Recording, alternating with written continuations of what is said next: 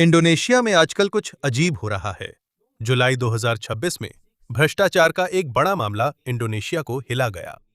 Police ने फेब्री एड्रियान्सिया के घर पर छापा मारा, जो देश में बड़े भ्रष्टाचार के मामलों को संभालने वाले सबसे वरिष्ठ अभियोजकों में से एक हैं।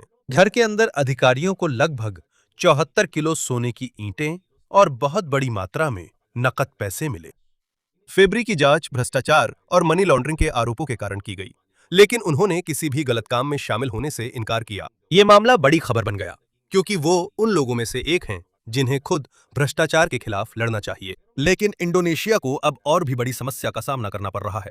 पिछले कुछ महीनों में इंडोनेशियाई मुद्रा रुपया काफी कमजोर हो गई है। मई 2026 में ये अमेरिकी डॉलर के मुकाबले अपने सबसे कमजोर स्तर पर पहुंच गया। विदेशी उद्योग ने भी अरबों डॉलर बाहर निकाल लिए इस साल इंडोनेशियाई स्टॉक मार्केट से। इसका मतलब है कि कई निवेशकों ने देश में लगाया हुआ पैसा कम कर दिया है। ये हैरान करने वाली बात है, क्योंकि इंडोनेशिया लंबे समय से एशिया की सबसे तेजी से बढ़ती अर्थव्यवस्थाओं में से एक रहा है। पिछले 20 वर्षों में इसकी अर्थव्यवस्था की औसत वृद्धि दर लगभग 5% प्रति वर्ष रही है। 2025 में इंडोनेशिया की आबादी 285 मिलियन से अधिक हो चुकी थी। यह दुनिया की सबसे बड़ी अर्थव्यवस्थाओं में से एक है। प्राकृतिक संसाधनों के मामले में भी इंडोनेशिया को बड़ा फायदा है। निकल के मामले में यह दुनिया के सबसे महत्वपूर्ण देशों में से एक है। निकेल का इस्तेमाल स्टेनलेस स्टील और कुछ प्रकार की इलेक्ट्रिक वाहनों की बैटरी में किया जाता है। 2024 में दुनिया में जितना भी निकेल निकाला गया, उसका आधे से ज्यादा हिस्सा इंडोनेशिया से आया था। पहले इंडोनेशिया अपने निकेल आयात का बड़ा हिस्सा बिना प्रोसेस किए ही बाहर भेजता था, लेकिन 2020 में इंडोनेशिया ने इसके निर्यात पर रोक लगा दी। कच्चे निकेल आयात का लक्ष्य सीधा था।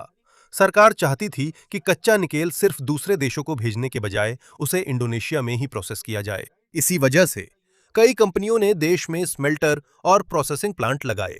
बड़ी मात्रा में निवेश भी आया, खासकर चीनी कंपनियों से। एक और वजह है कि निवेशक लंबे समय से इंडोनेशिया पर भरोसा करते आ रहे हैं, क्योंकि 1997 और 1998 की गंभीर एशियाई वित्तीय संकट के बाद देश सरकार के पैसे को संभालने में और भी ज्यादा सतर्क हो गया। इंडोनेशिया ने एक कानून बनाया जिसमें कहा गया कि सामान्य बजट घाटा जीडीपी के 3% से नीचे रहना चाहिए। बजट घाटा तब होता है जब सरकार का खर्च उसकी कमाई से ज्यादा होता है। उदाहरण के लिए, अगर देश की पूरी अर्थव्यवस्था $100 है, तो सरकार का अतिरिक्त खर्च उसकी कमाई से $3 से ज्यादा नहीं होना चाहिए। इसके बावजूद सरकार ने कोविड महामारी के दौरान इस नियम में अस्थायी रूप से ढील दी थी, लेकिन बाद में इसे फिर से लागू कर दिया। इसलिए अगर सिर्फ बड़े आंकड़ों को देखें तो इंडोनेशिया की स्थिति खराब नहीं लगती। इसकी आबादी बहुत बड़ी है, इसकी अर्थव्यवस्था लगातार बढ़ रही है, इसके पास बहुत सारे प्राकृतिक संसाधन हैं और एक बड़ा स्थानीय बाजार है। लेकिन वित्तीय बाजार में कुछ और ही तस्वीर दिखती है। कई निवेशक सरकार के नए फैसलों और अर्थव्यवस्था के भविष्य को लेकर चिंतित हैं। इसी वजह से 2026 में विदेशी निवेशकों ने इंडोनेशिया से $4 अरब से ज्यादा निकाल लिए। लेकिन जुलाई आते आते कुछ लोगों ने फिर से निवेश करना शुरू कर दिया। इसलिए इंडोनेशिया की असली समस्या आज सिर्फ अर्थव्यवस्था का गिरना नहीं है।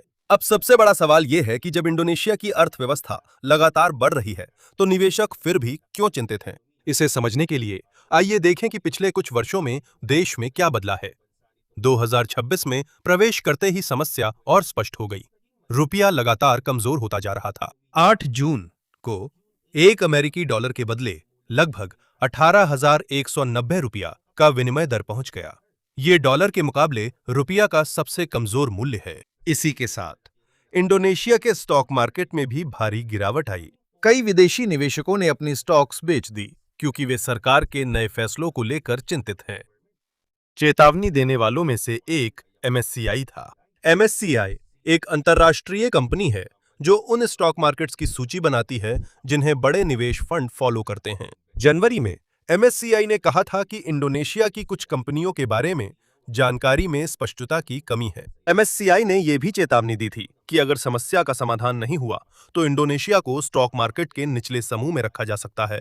अगर ऐसा हुआ तो बड़े निवेश फंड इंडोनेशिया में लगाई जाने वाली अपनी पूंजी को कम कर सकते हैं। इसलिए जब यह चेतावनी आई तो निवेशकों की चिंता और बढ़ गई। फरवरी में मूडीज ने भी ऐसा ही किया। मूडीज एक अंतर्राष्ट्रीय कंपनी है जो यह जांचती है कि किसी देश को उधार देना कितना सुरक्षित है।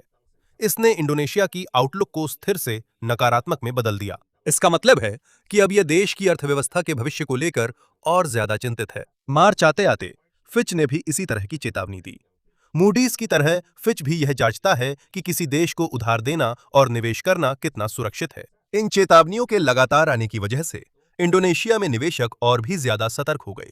इसके बाद सरकार की एक और नई नीति आई, जिस पर और भी ज्यादा चर्चा हुई। जून में इंडोनेशिया ने धनांतारा के बारे में एक नया कानून बनाया। धनांतारा सरकार का एक बड़ा निवेश फंड है। ये निवेशकों से पैसा लेता है ताकि देश की बड़ी परियोजनाओं और व्यवसायों में इस्तेमाल किया जा सके। बॉन्ड एक तरह से उधार देने जैसा है। उदाहरण के लिए, आप अभी धनांतारा को पैसा उधार देंगे, फिर यह आपको भविष्य में उस पैसे के साथ साथ अतिरिक्त कमाई भी लौटाएगा। समस्या ये हुई कि कुछ लोग जो ये बीएटी खरीदेंगे, उन्हें खास सुरक्षा दी गई है। इसलिए कुछ समूहों को चिंता हुई कि कहीं कोई इसका इस्तेमाल अवैध गतिविधियों से आए पैसे को छुपाने के लिए न कर ले। लेकिन सरकार ने कहा कि इसका मकसद सिर्फ ज्यादा लोगों को इंडोनेशिया में निवेश करने के लिए प्रोत्साहित करना है। इसी के साथ रुपया भी कमजोर हो रहा है, इसलिए बैंक इंडोनेशिया अपने पास रखे कुछ डॉलर का इस्तेमाल देश की मुद्रा को समर्थन देने के लिए कर रहा है। आप ऐसे सोच सकते हैं जैसे इंडोनेशिया के पास इमरजेंसी सेविंग्स हैं। जब रुपया कमजोर होता है तो वे उस सेविंग्स का एक हिस्सा निकालते हैं ताकि मदद मिल सके। लेकिन जैसे जैसे वे इसका इस्तेमाल करते हैं, उनका रिजर्व भी कम होता जाता है। उन्होंने ब्याज दर भी बढ़ा दी ताकि निवेशकों को प्रोत्साहित किया जा सके कि वे अपना पैसा बाहर न निकालें। सीधे शब्दों में कहें तो इंडोनेशिया चाहता है कि ज्यादा से ज्यादा पैसा देश के अंदर ही रहे। लेकिन समस्या यह है कि फिर भी बहुत से निवेशक चिंतित हैं और अपना पैसा बाहर निकाल रहे हैं। इसलिए भले ही अर्थव्यवस्था बढ़ रही है, लेकिन कुछ लोगों का सरकार के संचालन के तरीके पर भरोसा कम हो रहा है। एक और सवाल यह है कि क्या आम इंडोनेशियाई वास्तव में अर्थव्यवस्था की इस बढ़ोतरी को महसूस कर रहे हैं। 2026 की पहली तिमाही में आधिकारिक आंकड़ों के अनुसार अर्थव्यवस्था 5.61% बढ़ी। ये संख्या मजबूत है, लेकिन इस वृद्धि का बड़ा हिस्सा सरकार के अधिक खर्च और रमजान के दौरान लोगों के ज्यादा खर्च से आया है। इसका मतलब ये नहीं है कि सभी की जिंदगी तुरंत बेहतर हो गई है। ये बात मिडिल क्लास में देखी जा सकती है। 2019 में इनकी संख्या 57 मिलियन थी। मिडिल क्लास में आने वाले इंडोनेशियाई लोगों की संख्या 2024 तक घटकर लगभग 48 मिलियन रह गई है। कई लोग जो पहले मिडिल क्लास में थे, उनकी आय कम हो गई है। वे गरीब नहीं हैं, लेकिन उनकी आय इतनी भी नहीं है कि वे आरामदायक जीवन जी सकें। इसलिए राष्ट्रपति प्रबोवो सुबियांतो की सबसे बड़ी समस्याओं में से एक है कि आम लोगों की आय और नौकरियां कैसे बढ़ें। उनकी एक और सबसे बड़ी योजना है छात्रों और गर्भवती महिलाओं के लिए मुफ्त भोजन। इसका लक्ष्य मिडिल क्लास और करोड़ों इंडोनेशियाई लोगों के पोषण में मदद करना है। लेकिन चूंकि यह योजना बहुत बड़ी है, इसका खर्च भी बहुत ज्यादा है। 2026 के लिए इसमें 100 ट्रिलियन रुपया आवंटित किया गया है। बाद में बजट कम कर दिया गया क्योंकि सरकार को दूसरी जरूरतों पर भी खर्च करना था। समस्या खुद मुफ्त भोजन की नहीं है। सवाल यह है कि क्या सरकार ज्यादा लोगों को मुफ्त भोजन दे सकती है बिना पैसे की बर्बादी किए। जून 2026 में और भी समस्या तब आई जब राष्ट्रीय पोषण एजेंसी के पूर्व प्रमुख को गिरफ्तार कर लिया गया। उस पर और 2 अन्य पूर्व अधिकारियों पर भ्रष्टाचार का आरोप लगाया गया, जो कुछ किचन ऑपरेटर्स के चयन और उपकरणों की खरीद से जुड़ा था। मामला अभी भी चल रहा है। निवेशकों ने एक और बदलाव पर नजर रखी। सितंबर 2025 में राष्ट्रपति प्रबोवो ने वित्त मंत्री श्री मुल्यानी इंद्रावती को बदल दिया। उन्हें लंबे समय से कई निवेशकों का भरोसा था, क्योंकि वो सरकार के पैसे खर्च करने में सावधान थीं। इसलिए जब वो पद से हटीं, तो कुछ निवेशकों को चिंता हुई कि शायद सरकार का खर्च और बढ़ जाएगा। उनकी जगह पुरबाया युधिष्देवा ने ली। चिंता तब और बढ़ गई जब थॉमस जुआंदोनो, जो खुद राष्ट्रपति प्रबोवो के भतीजे हैं, बैंक इंडोनेशिया के डिप्टी गवर्नर बने। बैंक इंडोनेशिया देश का केंद्रीय बैंक है और इसका काम पैसे और ब्याज दर से जुड़े महत्वपूर्ण फैसले लेना है।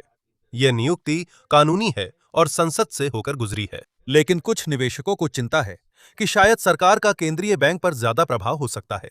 इसलिए निवेशक सिर्फ एक ही समस्या नहीं देख रहे हैं। वे सरकार के बड़े खर्च, महत्वपूर्ण अधिकारियों में बदलाव, भ्रष्टाचार के मामले और ये सवाल भी देख रहे हैं कि केंद्रीय बैंक निर्णय लेने में कितना स्वतंत्र है। इसलिए भले ही आधिकारिक आंकड़ों में अर्थव्यवस्था अभी भी बढ़ रही है, लेकिन बड़ा सवाल यह है कि लोग और निवेशक सरकार के संचालन के तरीके पर भरोसा करना जारी रखेंगे या नहीं। शुरुआत में कई व्यवसायों ने चिंता जताई, क्योंकि यह स्पष्ट नहीं था कि डीएसआई का नियंत्रण कितना बड़ा होगा। बाद में धनंतर ने कहा कि शुरुआत में डीएसआई पहले विदेशों में उत्पादों की बिक्री की निगरानी करेगा। यह अभी निजी निर्यातकों का पूरा काम नहीं संभालेगा। लेकिन जैसे जैसे समय बीतेगा, डीएसआई की भूमिका और बड़ी होती जाएगी। सरकार के लिए यह मदद करेगा ताकि ज्यादा विदेशी मुद्रा इंडोनेशिया में ही रहे और यह सुनिश्चित किया जा सके कि कंपनियां अपनी आय और टैक्स सही तरीके से घोषित करें। लेकिन कुछ व्यवसायों और निवेशकों के लिए ये अतिरिक्त नियम भी हैं। जब बहुत सारे नए नियम होते हैं और ये अक्सर बदलते रहते हैं, तो व्यवसायों के लिए योजना बनाना और भी मुश्किल हो जाता है।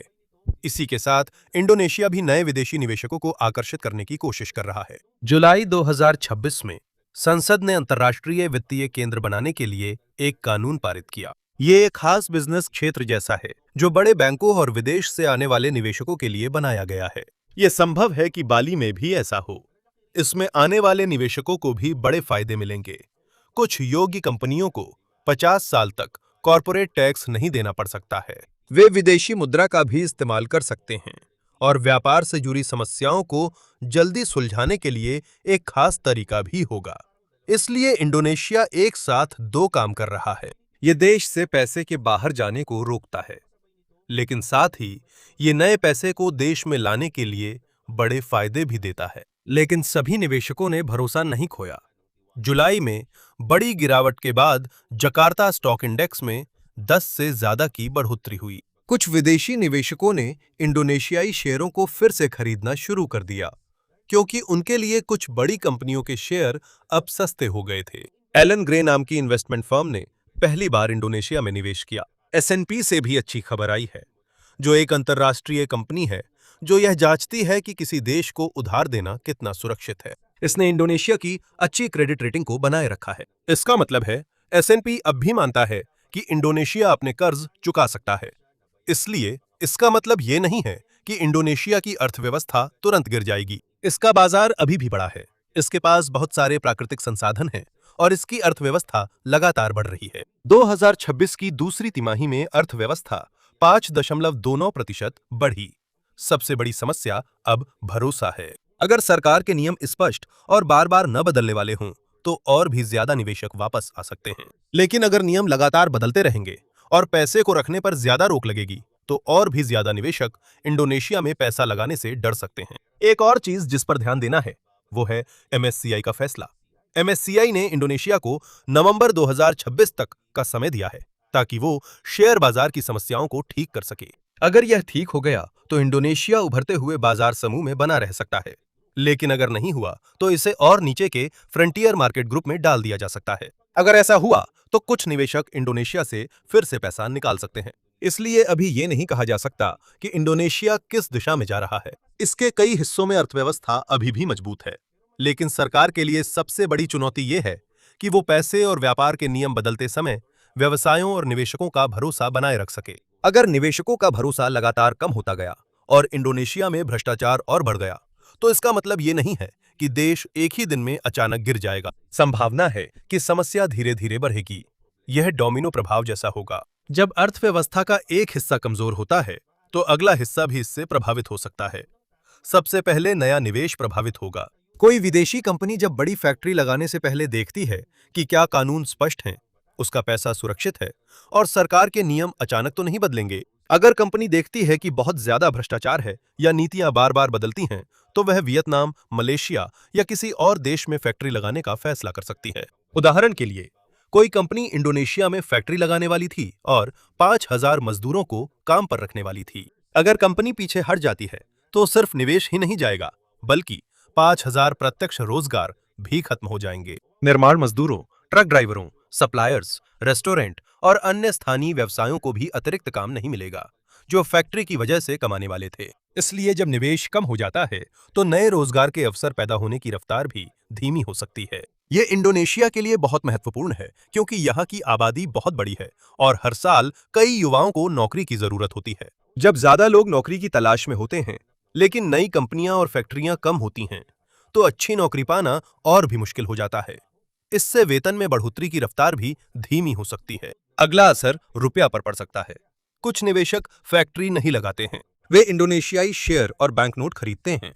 जब उन्हें डर लगता है, तो वे इस पैसे को आसानी से बाहर निकाल सकते हैं। वे अपनी निवेश को बेच देंगे और इंडोनेशिया से पैसा निकालने से पहले रुपया को अमेरिकी डॉलर में बदल लेंगे। जब बहुत सारे निवेशक एक साथ डॉलर की तलाश करते हैं, तो रुपया और भी कमजोर हो सकता है, और जब रुपया कमजोर होता है, तो इंडोनेशिया के लिए दूसरे देशों से खरीदी जाने वाली चीजें और महंगी हो जाती हैं। उदाहरण के लिए मान लीजिए कि एक आयातित मशीन की कीमत $1000 है। चाहे इसकी कीमत अमेरिका में न बदली हो, इंडोनेशियाई कंपनी को वही मशीन खरीदने के लिए अब ज्यादा रुपयों की जरूरत पड़ेगी, जब मुद्रा कमजोर हो जाती है। ऐसा ही कुछ दवाओं, इलेक्ट्रॉनिक पार्ट्स, कच्चे माल और ईंधन के साथ भी होता है। जब व्यवसायों की लागत बढ़ती है, तो वे अपने उत्पाद की कीमतें बढ़ा सकते हैं ताकि अतिरिक्त खर्च की भरपाई कर सकें।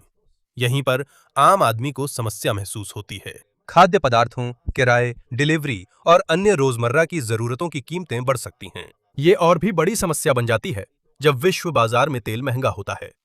इंडोनेशिया तेल का आयातक है, इसलिए उसे अपनी जरूरत का कच्चा तेल और ईंधन का बड़ा हिस्सा दूसरे देशों से खरीदना पड़ता है। जब तेल महंगा होता है और रुपया भी कमजोर होता है, तो इंडोनेशिया को और ज्यादा भुगतान करना पड़ता है।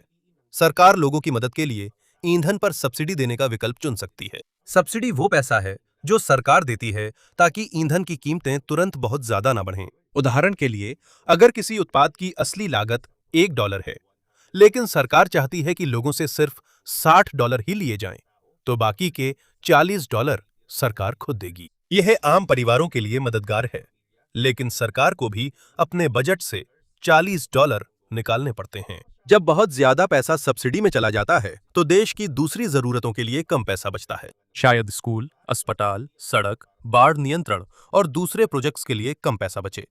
अगर फिर भी बजट कम पड़े, तो सरकार को कर्ज लेना पड़ सकता है। यहाँ निवेशकों का भरोसा बहुत जरूरी होता है।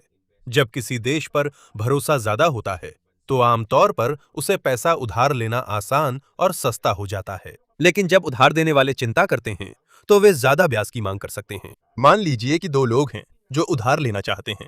पहला वो है जो हमेशा समय पर भुगतान करता है। दूसरा वो है जिसके बारे में पक्का नहीं है कि वो चुका पाएगा या नहीं। संभवतः दूसरे व्यक्ति से ज्यादा ब्याज लिया जाएगा, क्योंकि उसमें जोखिम ज्यादा है। एक देश के साथ भी ऐसा ही होता है।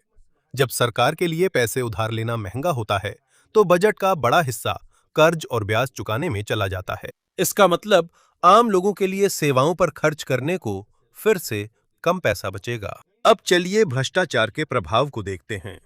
भ्रष्टाचार सिर्फ किसी अधिकारी द्वारा पैसे चुराने की बात नहीं है। यह सरकार की परियोजनाओं को महंगा और कमजोर बना सकता है। उदाहरण के लिए, अगर $100 हैं और उसमें से $20 रिश्वत या बहुत महंगे कॉन्ट्रैक्ट में चला गया, तो सड़क के लिए असली में सिर्फ $80 ही इस्तेमाल हो पाएंगे। हो सकता है कि सस्ते मटेरियल का इस्तेमाल किया जाए। सड़क योजना से छोटी हो सकती है। प्रोजेक्ट जल्दी खराब भी हो सकता है। कागजों पर सरकार ने अब भी $100 खर्च किए दिखाए हैं, लेकिन लोगों को $100 की कीमत का फायदा नहीं मिला। ऐसा ही स्कूल, अस्पताल, पुल, रेलवे और दूसरे प्रोजेक्ट्स में भी हो सकता है। और भी खतरनाक तब होता है जब सरकारी कॉन्ट्रैक्ट पाने वाली कंपनियों के चुनाव में भ्रष्टाचार घुस जाता है। उदाहरण के लिए, दो कंपनियां हैं। पहली कंपनी सस्ती है और बेहतर काम करती है। दूसरी कंपनी महंगी है और उसका काम कमजोर है, लेकिन उसका एक सरकारी अधिकारी से संबंध है। जब दूसरी कंपनी रिश्वत या संबंधों के कारण जीतती है, तो टैक्स देने वालों का नुकसान होता है।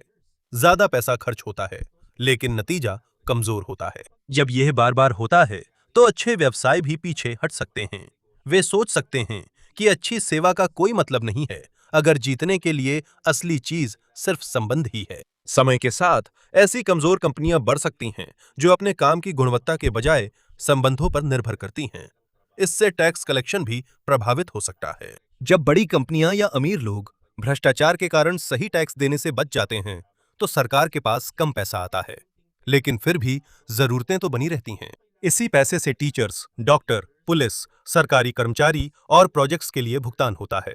इसलिए सरकार को कर्ज लेना पड़ सकता है, दूसरे टैक्स बढ़ाने पड़ सकते हैं या कुछ सेवाएं कम करनी पड़ सकती हैं। आखिरकार भ्रष्टाचार के कारण जो पैसा खो जाता है, उसकी भरपाई आम लोगों को ही करनी पड़ती है। इसका असर जनता के भरोसे पर भी पड़ता है। सोचिए कि आप ईमानदारी से काम कर रहे हैं और टैक्स भी भर रहे हैं, लेकिन आप देखते हैं कि कोई अधिकारी या व्यापारी भ्रष्टाचार से अमीर बन रहा है और भ्रष्टाचार के बावजूद उसे सजा नहीं मिलती। संभव है कि कुछ लोग सोचें कि सिस्टम सही नहीं है। जब लोगों का सरकार पर भरोसा कम हो जाता है, तो कानून लागू करना और लोगों को सही तरीके से टैक्स भरने के लिए मनाना और भी मुश्किल हो जाता है। एक और असर है जो थोड़े समय बाद दिखता है। हो सकता है कि कुशल कामगार और व्यापारी देश छोड़ दें। उदाहरण के लिए, कोई होनहार इंडोनेशियाई इंजीनियर, डॉक्टर, प्रोग्रामर या उद्यमी, अगर उसे लगे कि सिंगापुर, ऑस्ट्रेलिया या किसी और देश में नियम ज्यादा साफ हैं और मौके ज्यादा अच्छे हैं, तो वो वहां जा सकता है। अगर बहुत सारे लोग कई सालों तक ऐसा करते हैं, तो इंडोनेशिया से सिर्फ पैसा ही नहीं जाता, वे लोग भी चले जाते हैं जो नया बिजनेस, नई टेक्नोलॉजी और नई नौकरियां बना सकते हैं। इसे ब्रेन ड्रेन कहा जाता है। ये असर उन छोटे व्यवसायों पर भी पड़ सकता है जिनका स्टॉक मार्केट से कोई लेना देना नहीं है। उदाहरण के लिए, जकार्ता में एक छोटा रेस्टोरेंट है, उसके ग्राहक सिर्फ स्थानीय हैं और वो स्टॉक मार्केट में निवेश भी नहीं करता, लेकिन उसका रेफ्रिजरेटर इंपोर्टेड है, कुछ उपकरणों में इंपोर्टेड पार्ट्स हैं और डिलीवरी वाहन में ईंधन का इस्तेमाल होता है। जब रुपया कमजोर होता है तो ये सभी खर्चे बढ़ सकते हैं। अगर रेस्टोरेंट को दाम बढ़ाने पड़े तो शायद उसके ग्राहक कम हो जाएं। अगर दाम नहीं बढ़ाए गए तो मुनाफा कम हो जाएगा। मालिक शायद नया कर्मचारी ना रखे, और अगर हालात और खराब हुए तो उसे कर्मचारियों की छटनी भी करनी पड़ सकती है। इसलिए निवेशकों के भरोसे की समस्या सिर्फ अमीर लोगों या शेयर खरीदने वालों की समस्या नहीं है। इसका असर छोटे व्यापार और आम कर्मचारियों तक भी पहुंच सकता है। इंफ्रास्ट्रक्चर का निर्माण भी धीमा पड़ सकता है। इंडोनेशिया बहुत बड़ा है और ये हजारों द्वीपों से बना है। इसे बहुत सारे बंदरगाहों, हवाई अड्डों, सड़कों, बिजली घरों और संचार प्रणालियों की जरूरत है ताकि लोग और सामान जल्दी आ जा सकें। ऐसे कई प्रोजेक्ट्स की जरूरत है। इनके लिए बड़े निवेश और विदेशी तकनीक की जरूरत होती है।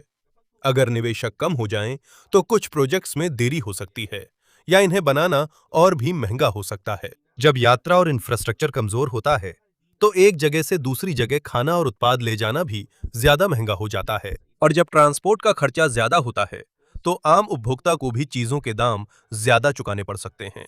इसलिए जब निवेश की कमी और बढ़ती भ्रष्टाचार को जोड़ दिया जाए, तो एक साफ साफ चेन रिएक्शन हो सकता है। पहले नए निवेश कम हो जाते हैं, फिर नौकरियों का सृजन धीमा पड़ जाता है। जब निवेशक बहुत सारा पैसा बाहर निकालते हैं, तो रुपया कमजोर हो सकता है। जब रुपया कमजोर होता है, तो आयातित सामान और पेट्रोल महंगे हो सकते हैं। जब सरकार और व्यापार का खर्च बढ़ जाता है, तो नए प्रोजेक्ट और नौकरियां बनाना और भी मुश्किल हो जाता है। और अगर सिस्टम के अंदर भ्रष्टाचार भी है, तो खर्च की गई रकम में से और भी कम पैसा असल में लोगों तक पहुंचता है। लेकिन यह साफ समझना जरूरी है कि इसका मतलब ये नहीं है कि यह सब कुछ इंडोनेशिया में जरूर होगा। यह सिर्फ एक परिदृश्य है। अगर भरोसे की कमी और भ्रष्टाचार लगातार बढ़ता रहा, इंडोनेशिया अभी भी बहुत बड़ा है। इसके पास बहुत सारे प्राकृतिक संसाधन हैं, बड़ी आबादी है और बहुत बड़ा स्थानीय बाजार है। अभी भी कई निवेशक हैं जो देश के दीर्घकालिक भविष्य में विश्वास करते हैं। इसलिए अभी भी बड़ी समस्या से बचने का मौका है। अगर नियम स्पष्ट होंगे, सरकार बजट को लेकर सतर्क रहेगी, भ्रष्टाचार में शामिल लोगों को जवाबदेह ठहराया जा सकेगा और सेंट्रल बैंक को निर्णय लेने में स्वतंत्र रखा जाएगा, तो भरोसा वापस आ सकता है। जब भरोसा वापस आएगा, तो नई फैक्ट्री की पेशकश करना आसान होगा। व्यापार और निवेश, जब व्यापार बढ़ेगा, तो नौकरियां भी बढ़ सकती हैं और आम आदमी की आय भी बढ़ सकती है। लेकिन अगर इसका उल्टा हुआ और भ्रष्टाचार बढ़ता गया और नियमों में अचानक बदलाव होता रहा, तो कंपनियों को अपना पैसा इंडोनेशिया में लगाना और भी मुश्किल हो जाएगा। और अगर ऐसा लंबे समय तक होता रहा, तो देश को सबसे बड़ा नुकसान सिर्फ डॉलर या स्टॉक्स का नहीं होगा, साथ ही वे फैक्ट्रियां भी नहीं बनेंगी जो बन सकती थीं। वे नौकरियां भी सृजित नहीं होंगी, वे बिजनेस भी नहीं बढ़ेंगे जो बढ़ सकते थे, और वे मौके भी नहीं मिलेंगे जो अगली पीढ़ी को मिल सकते थे।